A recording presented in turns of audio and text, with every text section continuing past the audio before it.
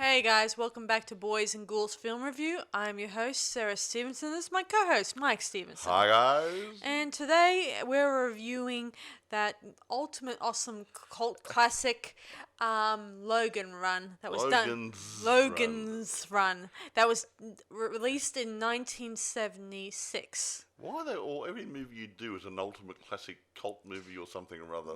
Well, it's an ultimate awesome movie. Well, whatever. Anyway, who can argue with me? Except for a few reviews in the past, but I won't bring them up. They're nasty cretins. I don't know. Anyway, we'll go into them later on, shall we, folks? Yeah, because this movie was given a lot of bad reviews. They weren't given a lot of bad. They were less than favourable, lending themselves to a slightly negative review because these cretins don't know how to review a decent movie. No. Nope. Anyway, and our personal opinion is that this movie is pretty awesome from our perspective. Look, I'm not going to go now. I'm going to talk about it more later on. But pretty much, look, it was made in the 70s with a 70s attitude, 70s technology, 70s acting skills, 70s blah, blah, blah, blah, blah, blah. It's a 70s movie. It is not a 2020 movie. Okay? Yeah.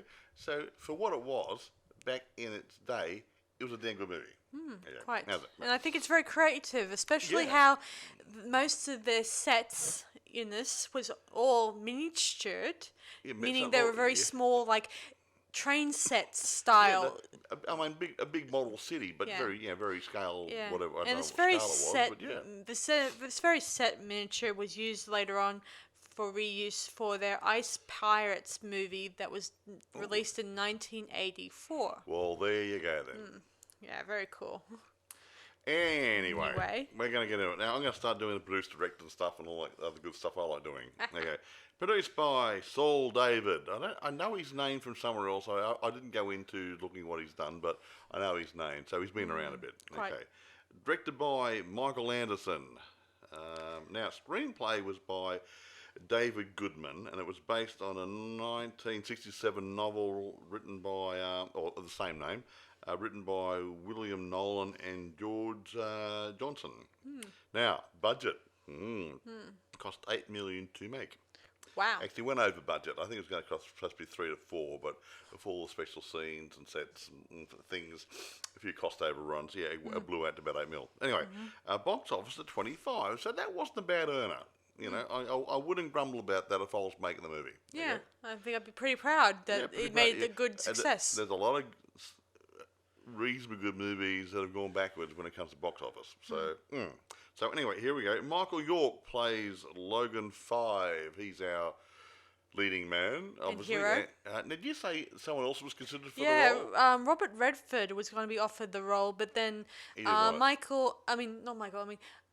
didn't want it? What was it called? Warner Brothers. Yeah. They took over the production, and they ended up asking dear old Michael York to take part in this. He's a good actor anyway, and actually, I like him in this role. He looks. I'm going to get into Aryan races and stuff because some of this to me it comes over like selective breeding and different things, and everybody was good looking and blah blah blah blah blah. So yeah, it had that sort of feel to it, and he sort of suited that look. Yeah, and it took a while for Michael York to open up and realize that he might be suited to the part. For a time, he didn't think he was the right person to act in this movie. But I think he's right. He's good.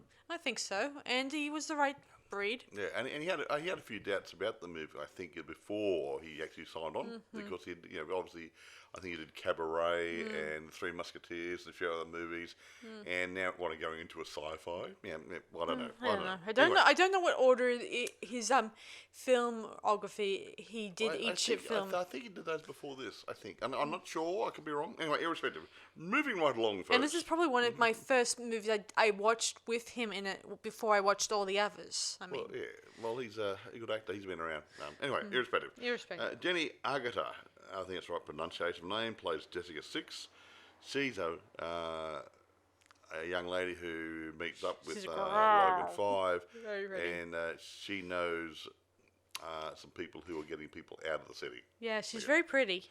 Well, yeah. Maybe not as pretty as... Actually, I'll get onto the looks later on, but of everybody else. very attractive lady, nice body, really suited the role. Yeah, she's not as pretty as the other lady we're going to introduce. What was her name? Farrah Fawcett. Who plays Holly in this movie too. She doesn't play a big role. According to my facts, I found out that Michael York asked the casting director to cast her as Holly. Maybe he liked her. Anyway, well, he saw her on a tennis court, and he thought, she might be good for this role. So he asked the director, could we do this? And actually, she wasn't that well known at the time, I don't think, but her career was building. Yeah. Yes. Anyway, irrespective. Now, Richard Jordan, he plays Francis Seven, who's a Sandman. Oh, yeah, I didn't mention Michael York's a Sandman. His job's like a policeman, stopping people from running away. And Francis Seven is his partner in Francis crime. and Logan are both Sandman policemen who enforce the law in their little world. Yeah. Anyway, Peter Ustinov plays an old man they come across later in the movie when they go adventure outside the city. Peter He has an interesting role. I love him. I love Peter Ustinov. I mean, he's been Hercule Poirot in Death on the Nile and a number of other murder mysteries. I've seen him go back further than that. I saw him in an old Roman movie. He played Nero, and I think he's about 30 years old, something or other, or in his 30s. And he was a very young man, and he played a very good role in it. So anyway, he's been around for an awful long time. And the most smallest role, but at the same time has got box office noticed more in this movie. Well, a couple of names help. Well, he plays a robotic box in this movie. Who is he? What's his name? I can't remember. Roscoe Lee Brown. Yeah, he's mentioned first. He's even mentioned in the beginning of the credits. He's referred as playing the box. Now, I had a few notes there. Some were contradictory. It says he did the voice of the robot, but another part said he was actually inside the robot as well. Not 100% sure on the bit being inside the robot. Could have been anybody, but might have been him inside. But he did the voice, and there's some allusions to about being a precursor to the Darth Vader sort of thing, because a voice of some a deep voice, threatening sort of menacing sort of personality, and the robot was a robot, and Darth Vader was part robot, and that sort of stuff. I don't know. Some people really stretch in their imagination when they get on this sort of stuff. Yeah, when they get on the fan wagon or fan train. Whatever. Anyway, pretty much a quick overview before Sarah starts. It's a utopian society, but it's actually a dystopian society, because all the people living in a false utopia, when behind the scenes there was something sinister happening. Yeah, see, these people... No, you got to tell the story in a minute. Okay. Let the story reveal the dystopian side of it. Okay. But I suppose there's nothing more I can say about the intro, so take it away, Sarah. Yeah, so we open where we see very big domes. They look like they're made of... Well, some interesting bubble wrap. No, that's not being right. It looks like bubble wrap from our perspective. Yeah. Anyway, so this society it's full of young people, a mixture of people under 30, and they had this rule about overpopulation by if everyone dies at 30, and to avoid the overpopulation sort of thing. Well, they don't know that. But at the same time, they come up with this really diabolical belief that they'll be reincarnated, or sorts. Yeah, they don't know about the reason behind, as you just said. They said, everyone turns 30, goes to a thing called carousel, you get killed, and they're supposedly reborn as a baby. But we don't know that. Now, the people behind the scenes who are actually running the show that they don't even know about, which comes a bit later on, in the TV series. Yeah. It's mostly run by a computer, a huge computer who tells them what to do. Yeah, but behind the scenes, there's obviously something running it to keep the population levels down. But there's a TV series that tells you that. Can I finish? Well, I know it's in the TV series. But I know that, but we're talking about the movie. We're not talking about the TV series. I'm not talking about the TV series. Now, if you let me talk, I'll actually finish what I'm saying. Okay, they're keeping it. They're keeping the population level. They're bringing new people in and getting off the kids over 30. The people over 30, so they've got a balance there. Yeah. And the TV series does allude to the fact that it's controlling resources. Okay? Yes. But I'd say that's probably one of the reasons why in this movie that was the reason behind it. That might have been in the book. I haven't read the book. Now that's what I was going to say. Okay? Yes. So anyway, they're living in this world, and it's while Mike says it's a world of a paradise, it reminds me more of a Sodom and Gomorrah type area because it deals with pleasures, doesn't deal with no one seems to work. No one seems to work. It's all everyone's are well treated, well comforted, and food, clothing, entertainment, sex. Yeah. Maybe alcohol, don't know. They were drinking some which could have been alcohol. And maybe a bit of drug. Maybe some drugs. I think. Don't know. Could be interest. Couldn't in tell this. I can't really tell. So anyway, eventually Logan begins to question their way of life. He even goes to the sort of the nursery where new people are being born, and I think more than ever that it's mostly they're all laboratory people being born. Petri dish spawn, yeah. Clones, whatever they're using, Yeah, and whatever. And he questions whether or not they ever met anyone from nursery who may turn out to be someone they knew in the past. And as they wouldn't have a memory of their previous life, how would you know? Just bung a name on them doesn't really help. It doesn't really help. Yeah. Anyway, Francis, his friend, who's another Sandman who works with him, who don't say it, Mike. Shut up. Anyway, he doesn't question it. He thinks life is what it is. Everything is beautiful. Sorry. So anyway, he doesn't care about what's life is all about. Anyway, they never question society very much. He accepts everything on face value. Yeah. So one time when they were during carousel, while everyone is getting ready to get killed or sacrificed. Well, I think it's more renewal. it looks more like a sacrifice where everyone appears and then they head to the chosen people who are going over 31. They end up getting dragged up to the ceiling and they get electrocuted and killed. Well, they get zapped somehow, right? Zapped. Yeah. It doesn't explain very much, but you know right away these people are not coming back for a sequel. I shouldn't think so. Okay. Anyway, it looks kind of really creepy because they're wearing these. They use holograms in that movie too. One of the first good uses of holograms in the movie. Yeah. So anyway, to make it work. So they get floated to the ceiling, they get electrocuted, and they die. Yeah, zapped, electrocuted, something. Yeah, whatever. Carry on. Yeah. Meanwhile, a runner. This is a runner is a person who doesn't go on carousel, meaning they're scared. They're scared. They don't want to die. Who does? But then the Sandman, they come along and kill them. Outside of carousel. Yeah, they finally track him down, and I get the impression they got a little crystal in their hand, which is like a life clock. But I think there must be something like a GPS or a microchip inserted so they can actually track them as well. Yeah. See these.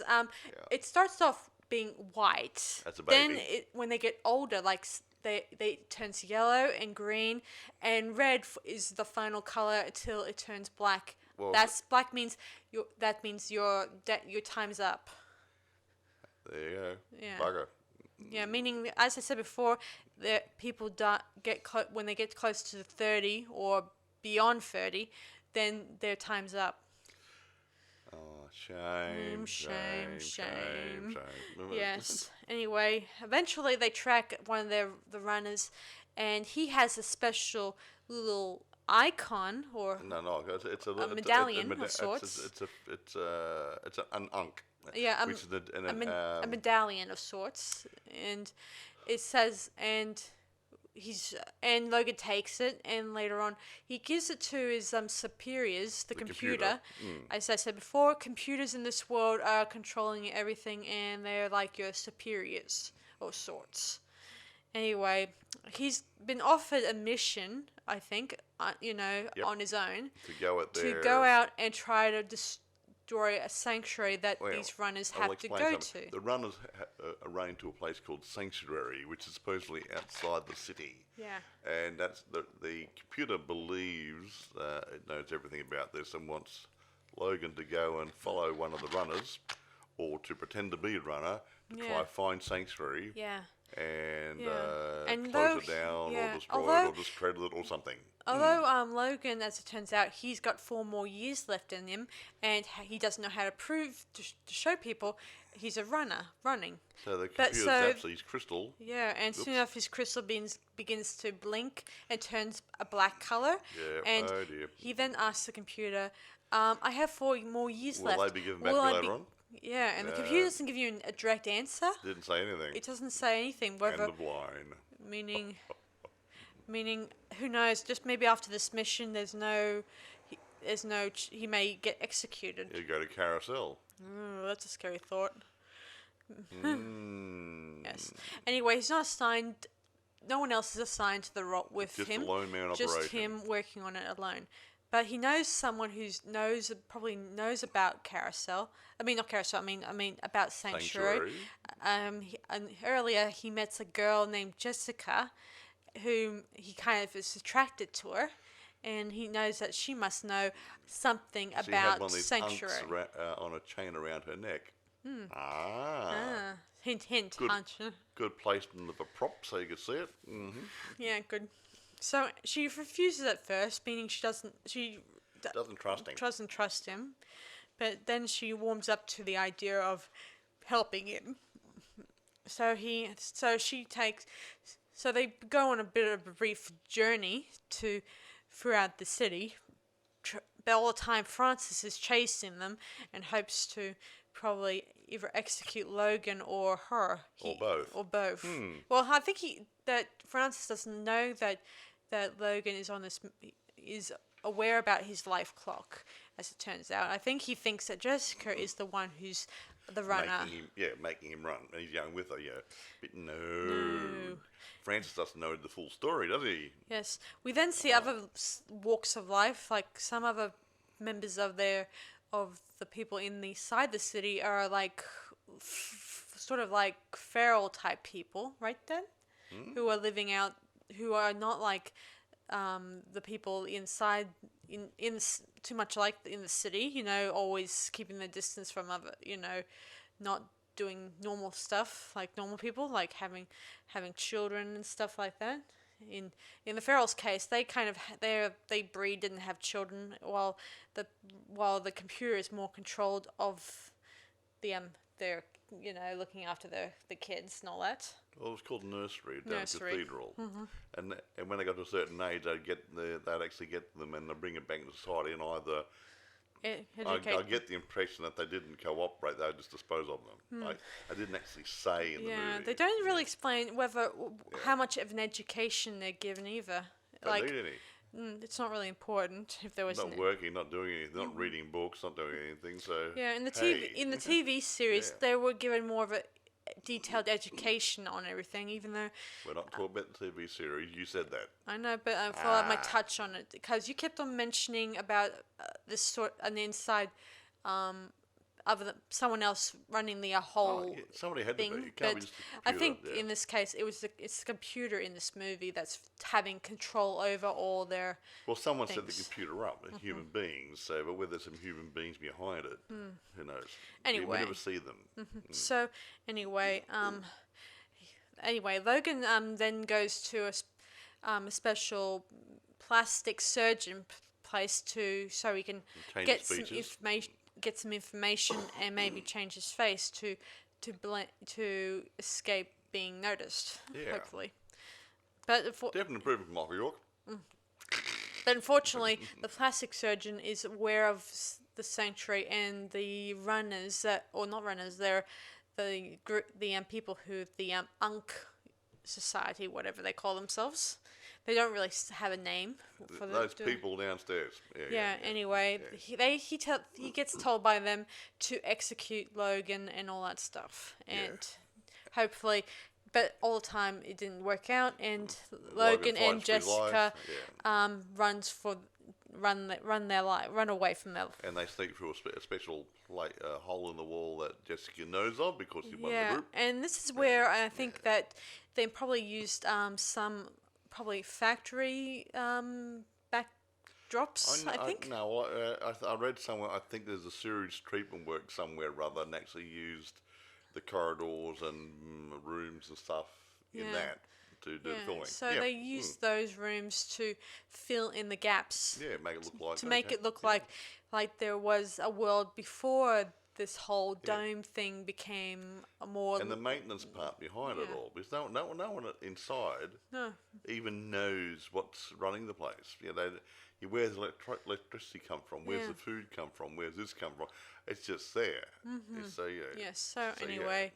no one seems to have a job. They then meet up with these other people, and they don't believe them at first, but then they meet up with Holly, and Holly tells them that Logan is running and all that. And they allow him safe passage and all that stuff.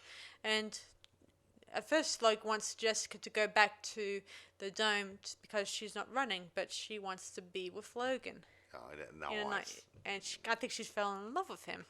Well...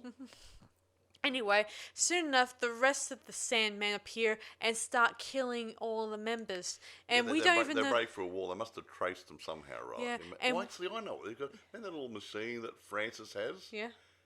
Yeah.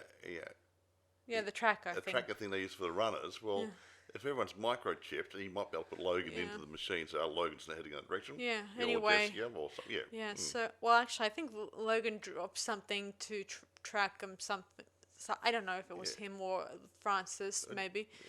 But they got a tracking device. Anyway, it leads the other Sandmen there, and slowly they kill off these members. And we don't know if half of them might be either in their older or just younger. Well, it doesn't matter. It doesn't really matter. They're in the shadows. They're helping people get out. Like the old slave routes and everything. They're trying to get people Jessica, out. maybe some of them might be, like Jessica, might be still a green, considering that their life clocks are different colours, maybe. Yeah. When we don't know that. I get the impression, too, that their clothes were also indicative, because she was always wearing subtle tones of green. Yeah, I think so. Makes sense. And other people were wearing reds, and other people were wearing yellows. And the Sandmen, they wore a black uniform. Yeah. A black with a grey stripe across the top. Yeah, it looked really nice. Very nice. Anyway, soon enough, Logan and Jessica, they head down to in through the area. They use the special Ankh as a key to get through one of the exits. But, interesting. That was clever. Yeah, it is clever. And they soon head up to a level that looks like it's made of ice, like it was like some kind of big refrigeration plant. And this is where they meet this weird robot creature, called Box. And what a great name. Box. Yes. Anyway, he's there because he fridges the food and fish and stuff. And along the way, Logan discovers this creature, this robot, froze a few of the probably previous people who went through there. Yeah. So the chances are all the runners ended up frozen. Running into there, and Mr. Box, the robot, froze them. Yes. But luckily, Logan was able to fight the robot, and eventually they crawl through a space that breaks open, and it leads them directly outside. And to the bright sunshine you see. What's that up there? It's called the sun. Yeah. Whoa. Just remember, they don't have any knowledge of the outside world, just so you know. Yeah. All the stuff they know is inside the dome, nothing else. Exactly. Yeah. Yeah. So nothing about how they stayed in the dome, what made them make the dome in the first place, all that stuff like that. We'll carry on. Anyway, from what the TV series, I said that maybe that it had something to do with in a nuclear war or something. Yeah, and it was unsafe outside. And something to do with another sort of a virus going around that decided to put them all in there. The air was poisonous, I think. Yeah, something like that. Yeah, because I mean, you get radiation fallout and other things, and it's toxic and everything. So the idea is the people from way back when, after the war, built the biosphere dome city type thing to protect the leftovers. Exactly. So anyway, Logan and Jessica, they head outside. They see wonderful, interesting things like grass, waterfalls, and other stuff. Of course, they at first don't feel comfortable with the environment because it's strange and has weird creatures running around. And the lizard went up a dress. Yeah. But then again, they're not used to living in a rustic area. They're indoor creatures. They've been living in a dome city in somewhere that looks like a shopping mall with units, for people to live in and stuff. So they've never been outside. Yeah, and of course their clothing here is all shredded and very damaged. Because they've been running through the woods and Anyway, they then come to some special locations that probably resemble Washington, I think. It's supposed to be Washington, yeah. And they discover a lot of other things like houses and buildings, and they wonder to themselves, what happened to the people? And Logan says they must have left or something. Yeah, exactly. Going somewhere. And the place does look very rustic because most of the buildings were either trashed or damaged. Like it was a ghost town, if you may call it. Well, a bit like ghost town. You want to be where they built the set or some old buildings they had somewhere in an old area, which is going to be bulldozed and actually use the buildings. Well, it's a possibility, Mike. They look good. They probably did it the same way when they did with Texas Chainsaw Massacre, Yeah, found an old building. Found an old building, just doesn't matter if they had to clean it up, they just leave the stuff there, provided that they be careful of glass. Yeah. And bones. Whatever. Whatever. Anyway, they then come across a graveyard, and of course, being still not aware of what goes on outside the world. They didn't know what a graveyard was. Yeah. Because no one dies where they are. They get reborn, renewed, whatever. One of the gravestones Jessica reads that says, "Beloved husband and beloved wife," and she tries to work out what that means. What the hell those words are? And bugger me, yeah. Anyway, so they head on, and they soon head inside one of the Washington monuments, I think. I don't know the areas, but that's the big one in Washington where Abraham Lincoln's statue is at the front. And they see the statue, and they're a bit surprised because they've never seen an old person before. And Abraham Lincoln was an old man when they actually did the statue. Yeah, practically. And they've never seen anybody quite that tall either. No, sorry. Yes. I thought it was funny. Yeah. They then head into, I think it was the White House. No, it's not the White House. Not the White House. I mean, again, I'm not familiar with the big dome thing. The dome in the in Washington. These guys where the council members would have hanged out together to discuss laws and stuff like that. Yeah. So anyway, they then come across some cats and an old man there. Never seen a cat before either. Yeah, they were a bit surprised and all that stuff. And Peter Ustinov is the old man who's a bit simple because obviously hasn't been used to human people for years and years. So he's a bit vague and strange and But then again, if you're the last person in the world and you don't have anyone to talk to except for cats, pussycats, that don't really speak very much language, then you'll get to understand what I'm talking about. So anyway, he doesn't tell them exactly his name. He just says that he can't remember his name. He can't remember his name. So long, So. But he appreciates that there are people around, and he then talks about his cats a bit and how he was. His family have lived there, and that he was born inside his mum and all that stuff. And and they had relevant stuff. But even though you may not find it relevant, but these people never knew about. What, you grew inside your mother? Yeah, strange. Yeah, they could have been one of many people who may have not went under the hammer of the government, who decided to. No, they could have been leftovers. Yeah, they could have just hidden away from the government for avoiding the fact that they're gonna keep people in a dome and not. Well, they could have been remnants of society left outside who didn't actually go into the city. Maybe. They probably didn't marshal them up and say, "Get in there. Here's a cattle prod. Get in line." And so they said the one that makes sense. Yeah. So whoever was left outside stayed outside. So yeah. Yeah. Again, it doesn't matter much. Anyway.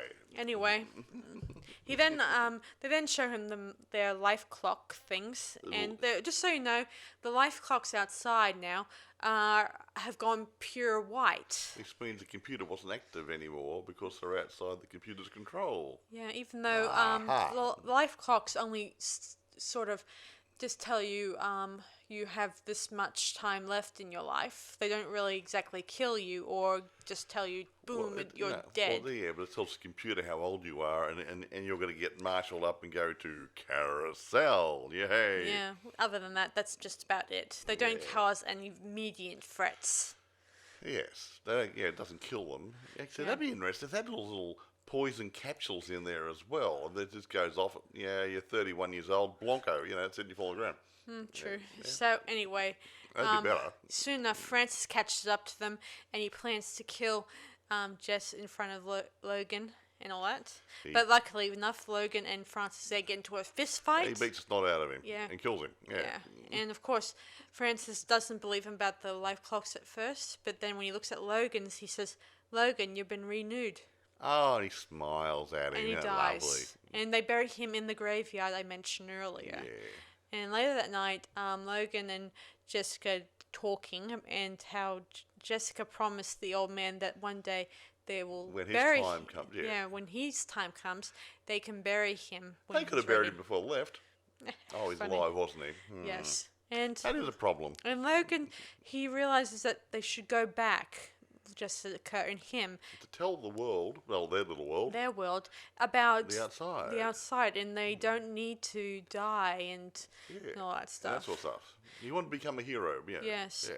And he tells the old man about this, and the old man is a little upset and thinks, "Oh, what kind of people are you? You promised that you would bury me. You did." Well, they could have killed him and buried him, and they would have kept him happy, wouldn't it? But Logan's figures if they should bring him along. Maybe prove the fact that they don't have to die. They can live long-lasting lives and if they want kitties to. Oh, Lord.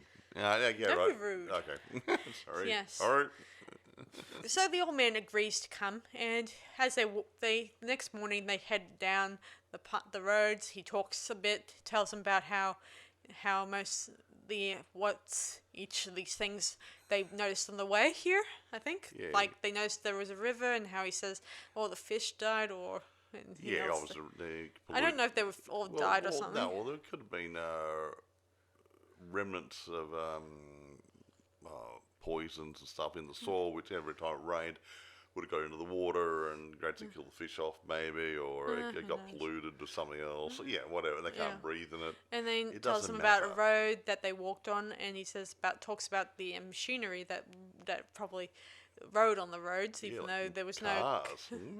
Yeah, and they soon enough stop for the night, and unlike before, when Logan and Jessica was walking away from the dome, they didn't have a fire, but luckily enough they had one in this man had some matches. Yeah, so no, it's not really relevant. Or flint or something or other. Yes. Anyway, he then tells them about how those words, beloved husband and beloved wife, mean. About how they mean beloved husband means the father, his father. And beloved wife means the man's mum. And he explains that those words or names they sort of bring two people together. Or keep them. And that was his simplistic view, because he's only a kid then. And he had no one to get the information from. Yeah. So, Anyway, Logan and Jessica, they think about this, and they think that they like that idea, and they then look at each other, and Jessica says, "Beloved husband," and beloved wife. Yeah, I think that's nice. I think that both of them started realizing that they want to belong together, and nice. even though it's not ceremonious, or anything I like don't that. need a ceremony. But you don't need a ceremony as long as you're willing to commit to one another. You commit, as long as you commit to each other, that's what it's all about. Yeah. And already Jessica and Logan, they were beginning to warm to each other and think that we should stay together and maybe live a life, worth living together. You wait till he goes through childbirth. She might change her mind. Oh, shut up. I like it. So the next morning, they arrive at the probably the ocean entrance to the dome. We think they're getting some of the electricity power from the ocean somehow or other. Something like that. They alluded to that somehow rather than the dialogue. Yeah, and of course, seeing as the old man can't really make the journey through there. Swim underwater because I don't know. Some pipeline. He may not survive or something like that. They told him to wait outside, and we're going to go inside and bring the people out to meet him. Yeah, and Jessica says before they head in there that they never seen a cat, and the man says they never seen a cat. Well, bugger. Well.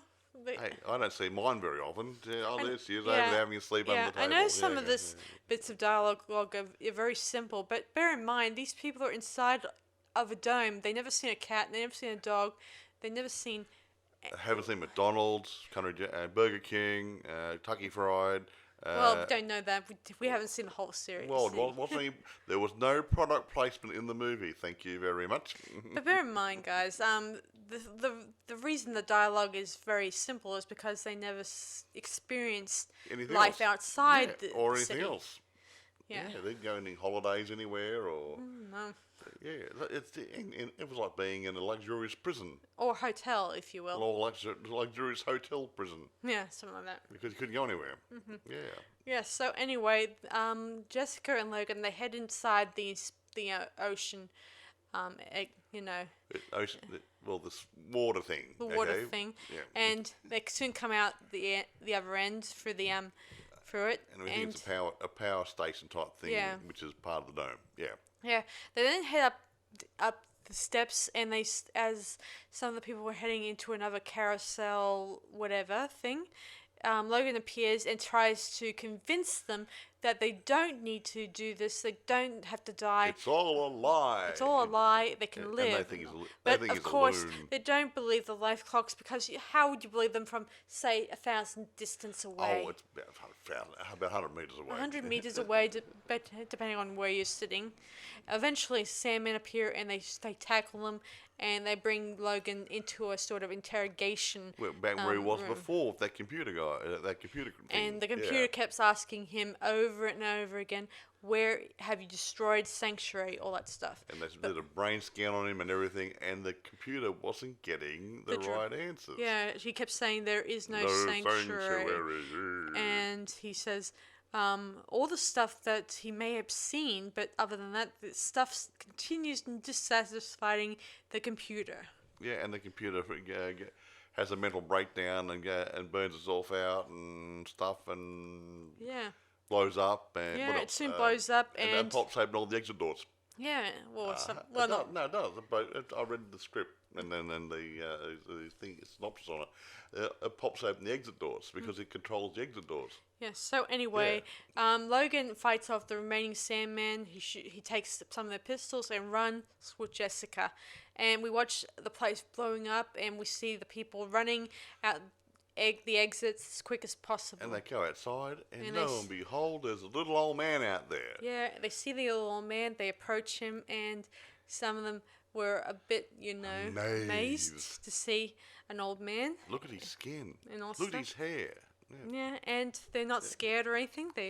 He's strange. But anyway, But eventually, Logan and Jessica embrace, and they realize that they are all right now.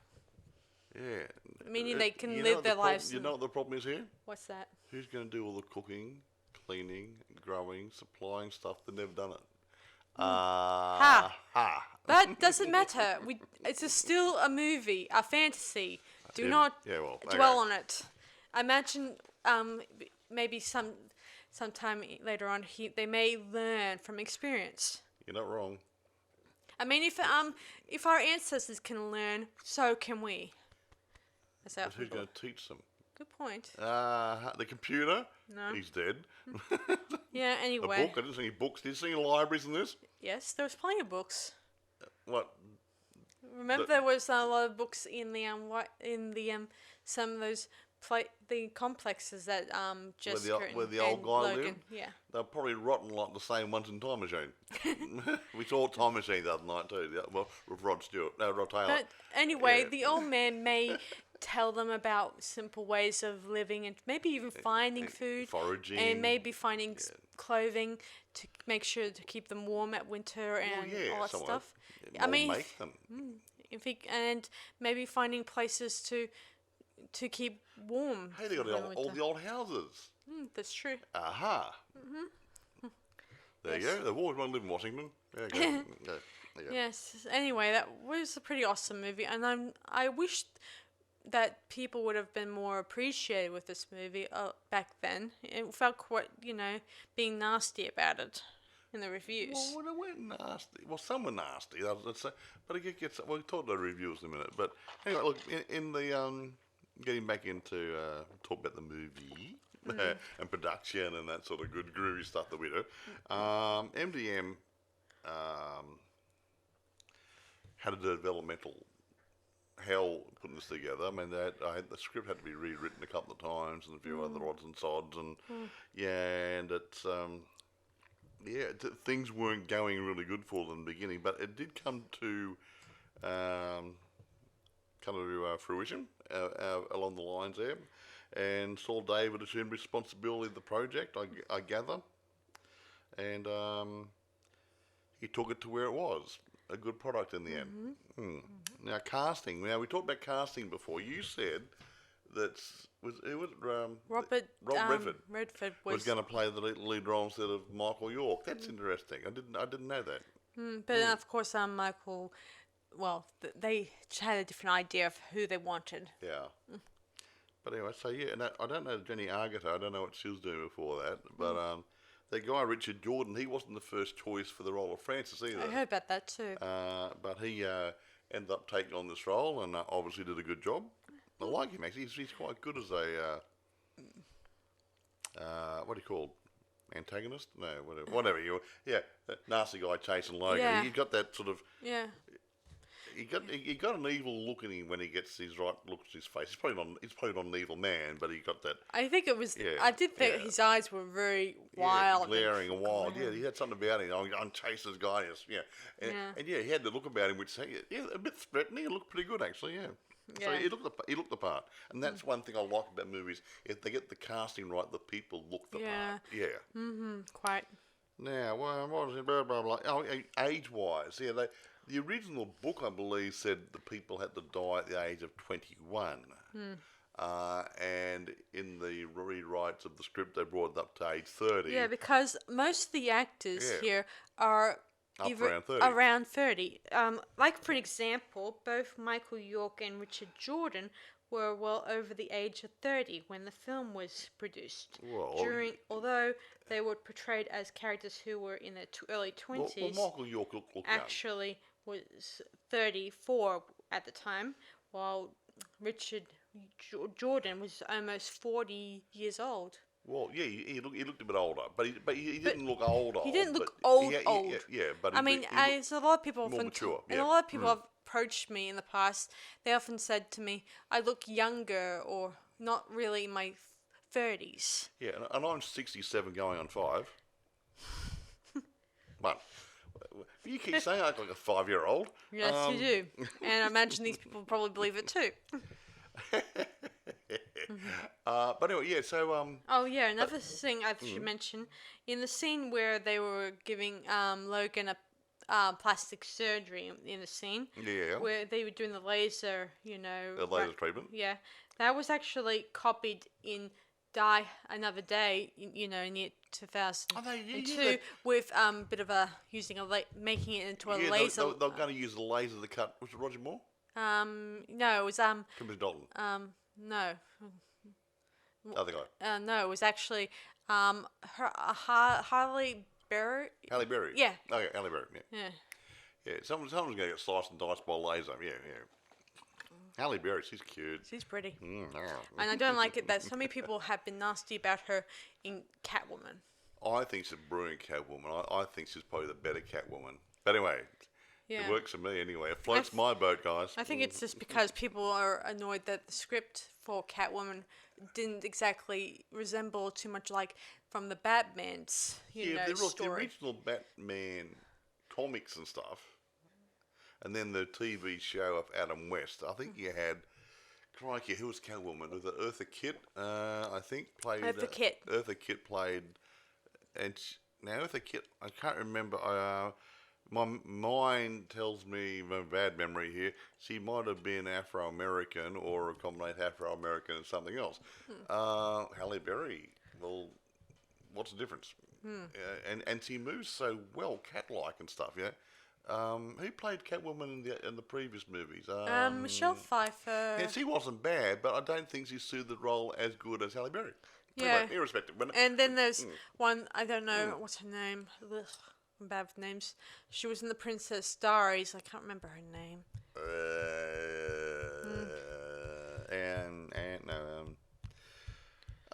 You got me on that. That's not one of my movies. Well, I know for a fact she didn't really pull it off for Catwoman for me. Yeah. But again, I'm not going to talk about her. So let's just go back to Logan's Run movie. Yeah. So I like Catwoman. So as we were discussing before Mike brought it up, that in 1970 they created and released a Logan's Run TV series, and the pilot episode they had key references, scenes from the original movie. They borrowed some footage. Yeah, so they borrowed layouts of the miniature sets and the carousel and the scenes like where the Sandmen were in their control headquarters or sorts. Yeah, it pads it out quite nicely. As long as they keep it in proportion. It worked well. It showed up nice, bit of that. So it had a link to the movie and stuff, and Yeah. What else? Of course, as I said before, in the TV series, the Logan and Jessica in that one was more knowledgeable about the world outside. Yeah, that to me that takes a part away from it. That they're supposed to have been kept inside. Yeah, meaning away from everything outside. No books, no reference points, no nothing. How would they know anything? Yeah. So it's little things. Yeah. If even when they read a word like beloved husband, beloved wife, they would probably be. I would like it better if they question what it means instead of just. A kid would. What's that? It's all new to me. Like a newborn baby stuff. A bit of simple naivety. Is that the word? Naivety. Yeah. Like newborn baby stuff. Yeah. I have to learn this. I have got no idea. Like we were watching Time Machine the other night, and Rod Taylor goes to the future, and the girl had never seen fire before, and Rod Stewart lit a fire to keep warm. She tried to touch the flames. She'd never seen flames. So you can't know about something you haven't seen or heard or read about. Yeah. Quite right. So anyway, irrespective. Irrespective, yes. We're done about casting. Whatever. Yeah, anyway, as I was saying about the TV series itself, let me see. Actually, the holograms that we're doing in the interrogation room and that sort of stuff, that was new technology too back in those days. Cool. So they actually had to develop the technology to make it work. That is cool. Anyway, in the TV series, in all the scenes in the movie, in all the scenes in the Dome City, it can be seen that all the inhabitants are white, the Caucasian white, not unlike in the book where they had non-existent another ethnic groups like Asians, Africans, Latins, Muslims. But unlike the movie. In the series, the TV series, they remember to include all nationalities in the series to sort of rewrite what they did wrong in this movie. Yeah, I have a problem with that, and I'm not racist. Please do not get me wrong. But if you have a Holocaust in the middle of, say, Africa, okay, and the people are all dark brown, in skin colour. I'm not being rude here. And the scientists who put the dome cities for them together were Africans with dark brown skin, not the white Africans. Everybody in that place would be African. There wouldn't be Chinese in there. There wouldn't be white people in there. There wouldn't be anybody except for the people who went in there. So if you were in, say, America, in, say, Washington area, and that time, and when they had very little, maybe very few Chinese in the area, very few Afro-Americans in the area, predominantly white, you'd have predominantly white in the Dome City. That's what I'm saying. So I'm not saying they shouldn't be in it, but you can't say, oh, we must have a mixed race there, because they wouldn't have been there in reality. You see what I mean? Yeah. But a couple here and there would have been good. Yes, I agree. Yeah, but yeah, you got to be in China. They have all Chinese in it. Yeah, true. Yeah, so Italians be full of Italians. Yeah, well, then again. So it's you can't have it both ways. I mean, but yeah, the odd Afro-American, the odd Chinese, a couple of Mexicans thrown in, whatever, who might have been living in the area. But yeah.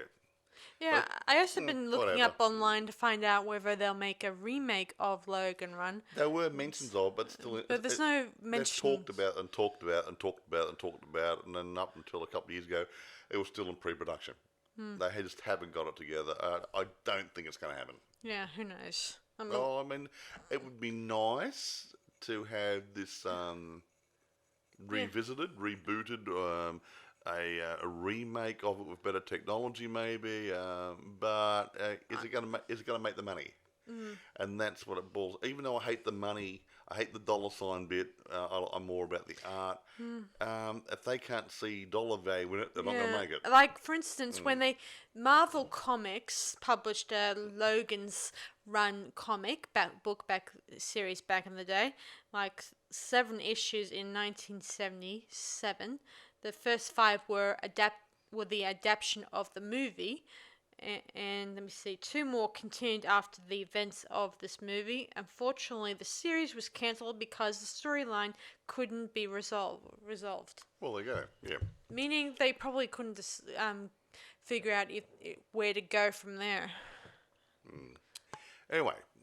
Yes.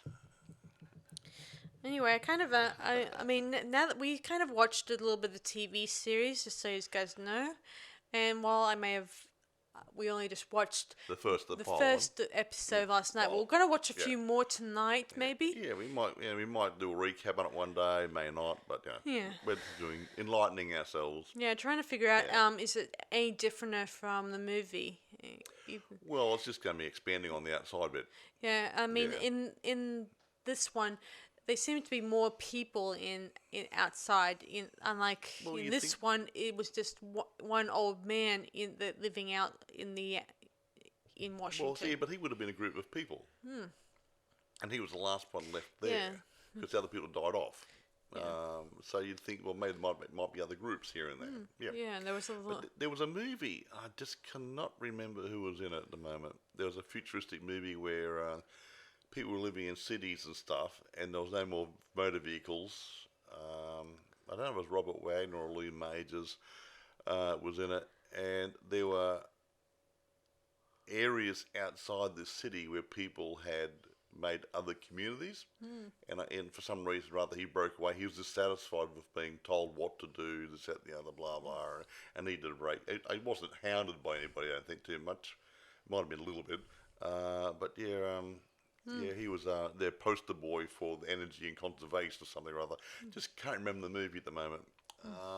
Yeah, but there's always been these little groups in these movies who lived outside the norm. Is that like we did Demolition Man? Had the people who chose to live downstairs underground, and the other people who chose to live the life of total control upstairs. Up in the light. True.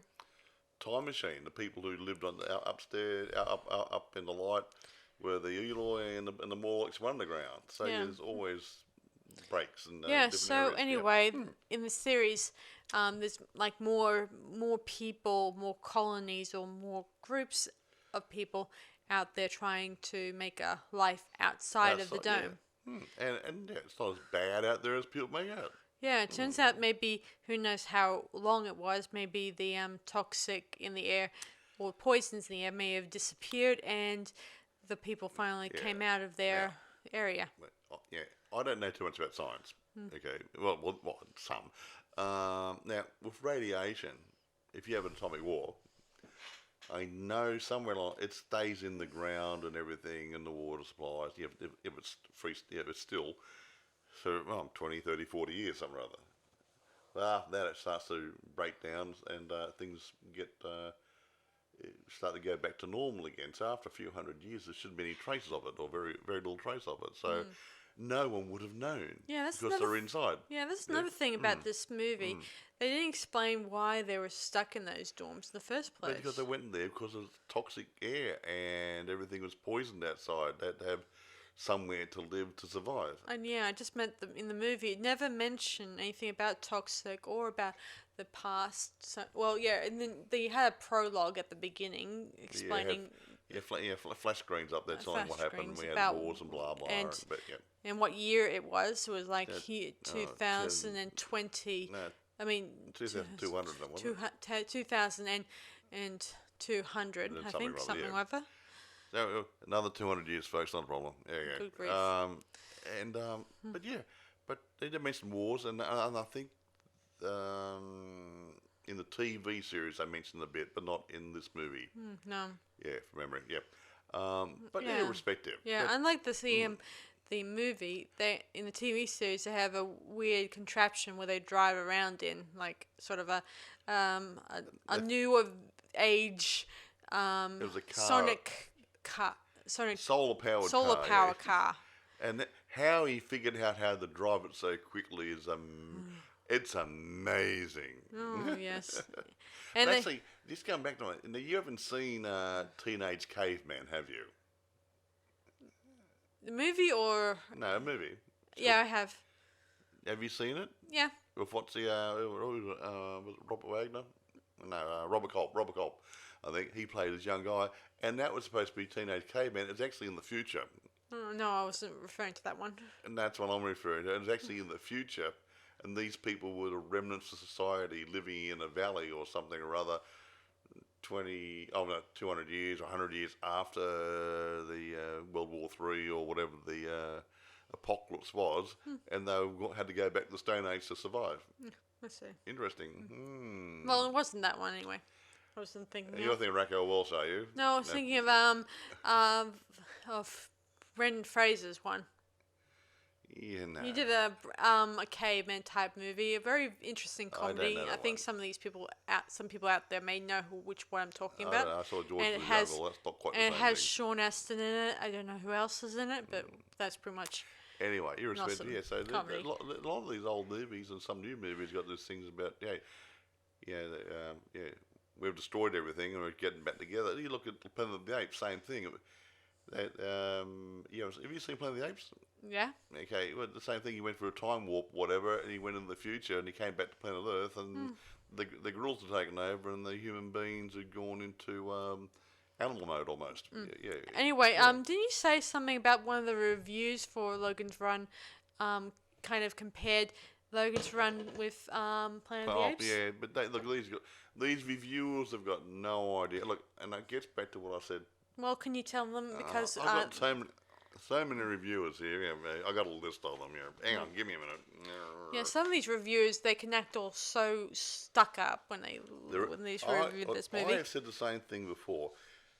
If they can't give an unbiased critique on a movie, now look, if I had to go as my job to go and watch every movie and do a critique on it.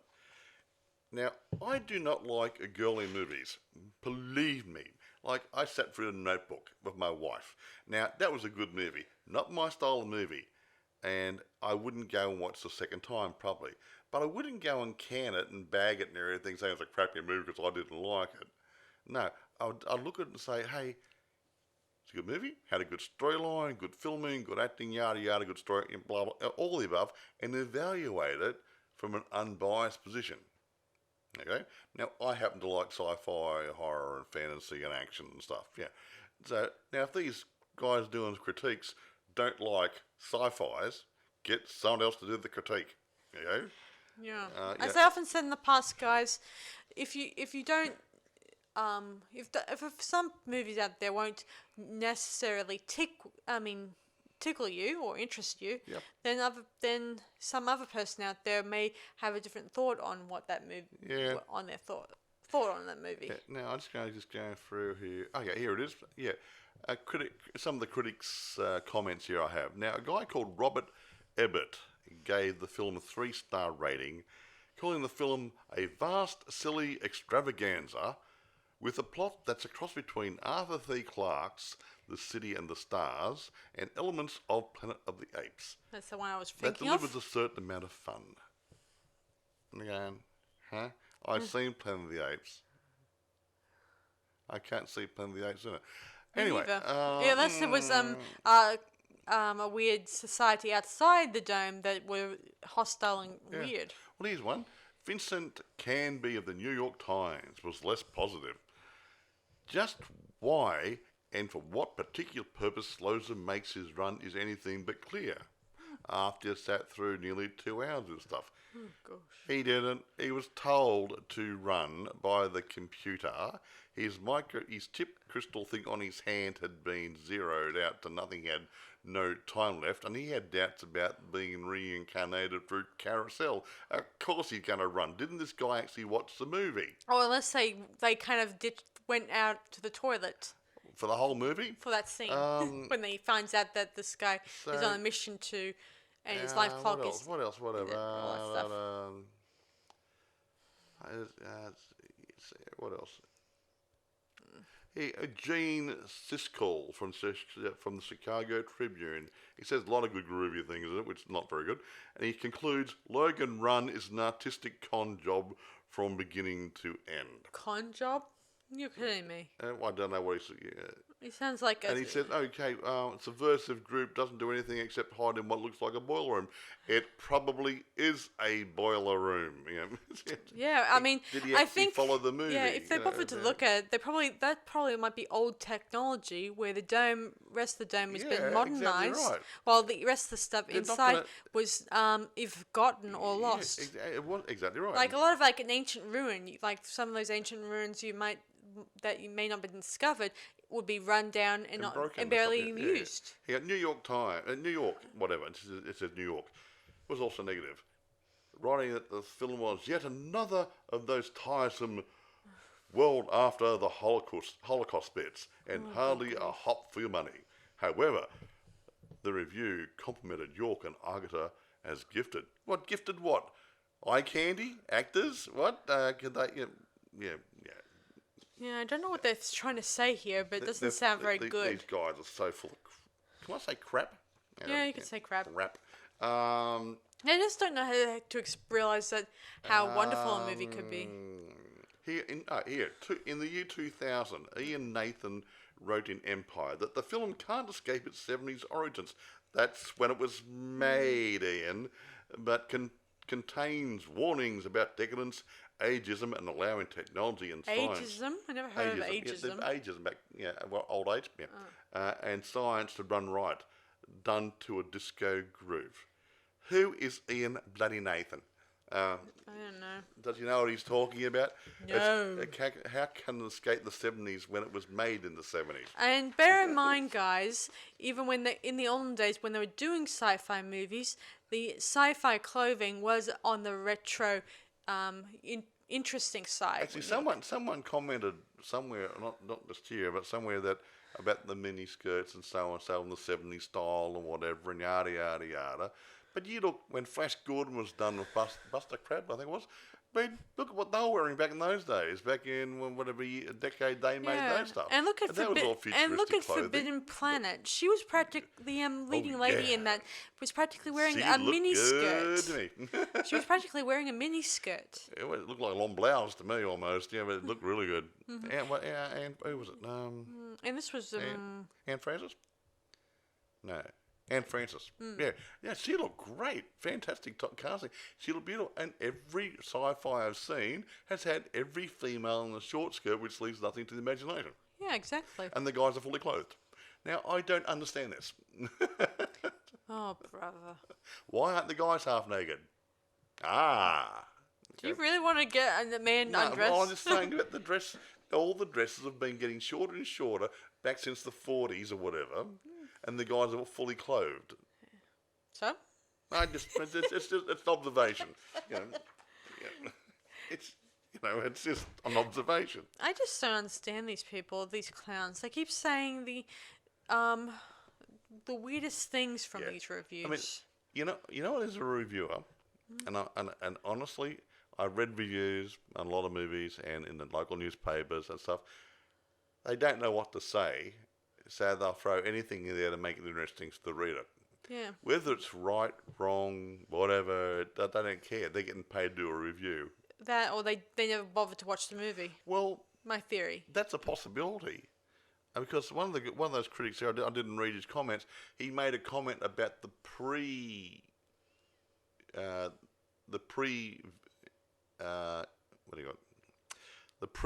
they did before it was actually released. Oh, you mean the trailer? No, the preview they had a pre-watching. Oh, I get it. They watched it and they sat down with so many people in there. Don't know where they got the people from, and they sat down there and watched it, and they said, okay. Audience response. Okay, we need to tweak a few things. They took a few scenes out, added a few I get things. it, like a screening, a pre-screening or something, and they tweaked it a bit. And one of the reviewers said, "Oh, they found it laughable." Laughable. How would he know if he wasn't there? I don't know. He probably wouldn't have been invited to the pre-screening. He probably wasn't. They probably didn't allow him to come. No, the critics wouldn't have been involved because it wasn't even issued. It wasn't even released yet. So how the hell would he know if people laughed at it? I mean, that's what I'm saying. I don't like critics who talk at their bum. Okay. Well, I do get approached by distributors, and they ask me to review it before it hits the But that's different. But this was a pre-screening so they can fine-tune it. To check the audience response in case they had to tweak it. They wouldn't have people there assessing it before it was released. Yeah. So how the hell does this guy know it went on that room? I don't know. So it's rubbish. Yeah. Anyway, I think about it. I don't even know why they would often say I hate stuff. critics. Why can't they just enjoy the movie and just make a good criticism on the actual movie? Look, not every critique's going to be a positive critique. Okay, I know this. But don't make it so damn negative that that's hateful and scornful and everything. I mean, people have worked hard to make a movie. The producers, directors, and the actors. The crew. Everyone's worked hard to make a good movie. Yeah. Or try to make a good movie, or they have made a good movie, or it's falls front and face. It's still a lot of bloody effort to go in there. And what you do, if it's a failure. Even big studios have a failure occasionally, and this one's a box office success. Yeah, it and made. They're bagging it. I don't understand. Yeah, even Rotten Tomato gave it a 64% aggregate rating or something. Yeah, which is fine. I mean, even and I hate Rotten Tomatoes because half the people who vote there are idiots. But 64%, even Rotten Tomatoes. They didn't there's no mention Metacritic or anything, or Metacritic, whatever it's called.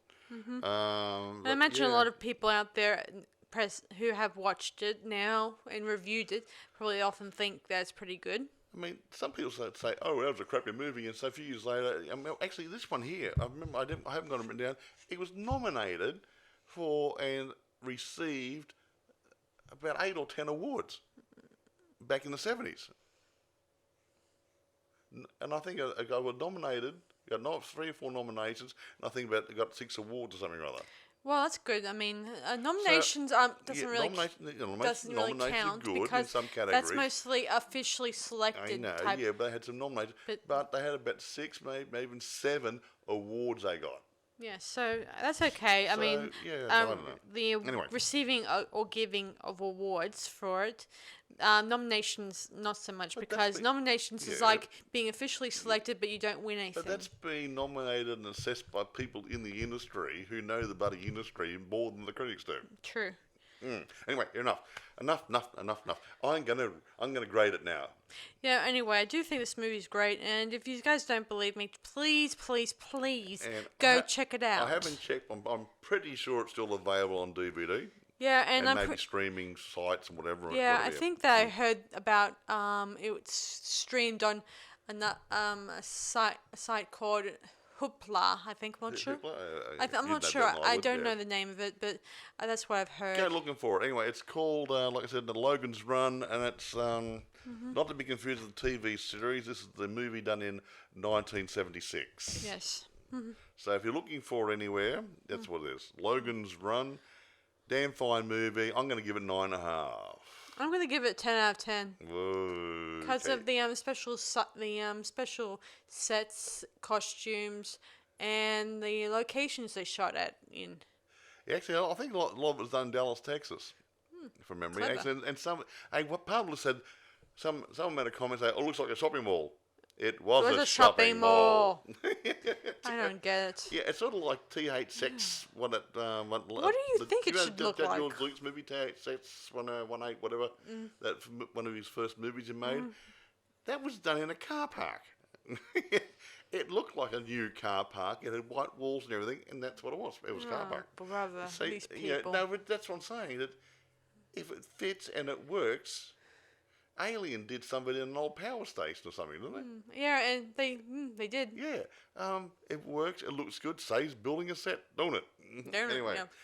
Be good, folks. I'm going home now. Oh, I'm home. Wait, I have something else to add, Mike. Sorry, carry on. So, just so you guys know, before we go, be sure to come to the upcoming film festival called Brisbane Backyard Film Festival this week. Yeah. Be sure to come by, everyone. This week. If you're in Brisbane, obviously. Yeah, and it's going to be coming on this Friday and Saturday. So be sure to come by and show your support. We'll be there. Yes, so I hope we see the guys there and all that. Look forward to it, folks. Yeah. Don't be a stranger. Quite right. So anyway, that's about it for us today. So this is Sarah Stephenson. And the other one. Bye. Yeah. Goodbye, guys.